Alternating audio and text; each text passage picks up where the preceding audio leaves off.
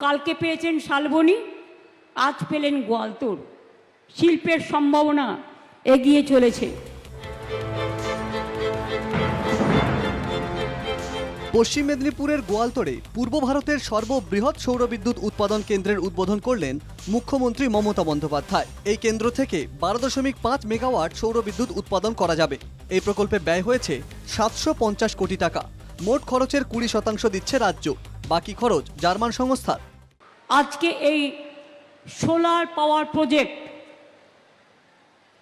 প্রায় 1000 একর জমিতে, 950 একর, তারা 112 মেগাওয়াটের সোলার পাওয়ার উদ্বোধন করছেন আজকে। এটা রেডি হয়ে গেছে। রিনিউয়েবল এনার্জি ইস্টার্ন ইন্ডিয়াতে এত বড় project, this is the first time. এবং ওরা আরও 100 মেগাওয়াট এক্সপানশন করবেন। And if you can do it more and more, we have the land available and we can give you all the facilities. মঙ্গলবার পশ্চিম মেদিনীপুর জেলা থেকে বেশ কিছু প্রকল্পের শিলান্যাস করেন মুখ্যমন্ত্রী। মোট 1850 কোটি টাকার উদ্বোধন করেন মমতা। 793 কোটি টাকার প্রকল্পের শিলান্যাস করেন তিনি। আগামী দিনে আরও সৌরবিদ্যুৎ উৎপাদনের জন্য জমি দেওয়া হয়েছে বলেও জানালেন মমতা। আরও 100 মেগাওয়াট জমিতে যাতে আরও সোলার প্ল্যান্ট হয়, তার জন্য 400 একর জমির ব্যবস্থা করে দেওয়া হয়েছে। সোমবার শালবনীতে 2000 একর জমিতে ইন্ডাস্ট্রিয়াল পার্ক হবে, এই কথা ঘোষণা করেছিলেন তিনি।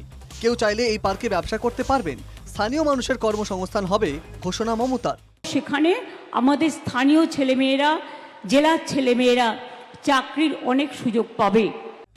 পাশাপাশি আগামী দিনে শিল্প হলে যারা স্কিল ডেভেলপমেন্ট নিয়ে প্রশিক্ষণ নিচ্ছেন তাদের অগ্রাধিকার দেওয়া হবে বলেও বার্তা মমতার। মঙ্গলবারও আগের বাম সরকারকে খোঁচা দিয়ে লোডশেডিং থেকে বর্তমান সরকারের উন্নয়নের খতিয়ান দিলেন মুখ্যমন্ত্রী। দেউচা পাচামিতে কর্মসংস্থানেরও বার্তা মমতার। আগে আমরা যখন ক্ষমতায় আসি, পাওয়ারের মাত্র উৎপাদন ছিল 2000 মেগাওয়াট। আমরা ওটা বাড়িয়ে 10,000 মেগাওয়াট করেছি এবং আগামী 2 বছরের মধ্যে এটা 18,000 মেগাওয়াট হয়ে যাবে।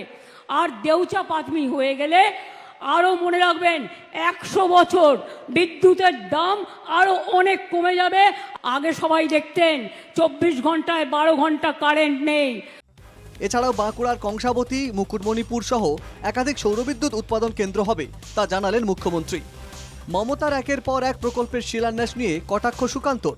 এর আগে বহুবার ওখানে মাননীয় মুখ্যমন্ত্রী শিলান্যাস করেছেন, আবার শিলান্যাস করলেন। দেখি আমাদের শিলাদিদি শিলান্যাসের ফলে কি হয়। মুর্শিদাবাদে যাওয়ার সময় পেলেন না, অথচ মমতা গেলেন শালবনীতে, কটাক্ষ কংগ্রেস ওয়ার্কিং কমিটির সদস্য অধীর চৌধুরীর। এত বড় ঘটনা ঘটলো মুর্শিদাবাদে, কত মানুষের ঘর বাড়ি পুড়ে গেল, কত মানুষের মৃত্যু হলো, তাণ্ডব চললো, পুলিশের তাণ্ডব চললো, কেন্দ্রীয় বাহিনীর পুলিশের নির্দেশে। এখানে আসার তিনি সময় পেলেন না। এদিন পূর্ব বর্ধমানের দাঁইহাটে দমকল কেন্দ্রের উদ্বোধন করেন মুখ্যমন্ত্রী। ভিডিও কনফারেন্সের সঙ্গে ছিলেন রাজ্যের দমকল মন্ত্রী সুজিত বসু।